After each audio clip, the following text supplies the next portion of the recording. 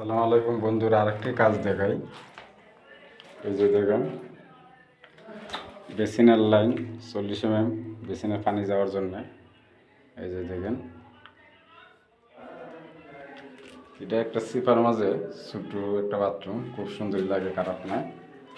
এই যে এটাও মিক্সারের লাইন আমরা রাখছি, ঠান্ডা গরম, শাওয়ারের চাবি।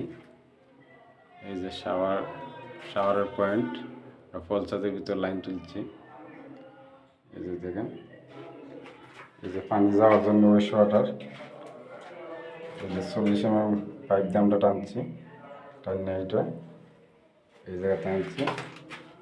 এই যে দেখেন, আর এটা লিখে আপনার কমেটের লাইন, জেড প্লাস কমেট। এই যে বদনার পয়েন্ট, পুশ শাওয়ার, এদিকে লাইন উঠছে। ভালো থাকবেন বন্ধুরা, আসসালামু আলাইকুম, আল্লাহ হাফেজ।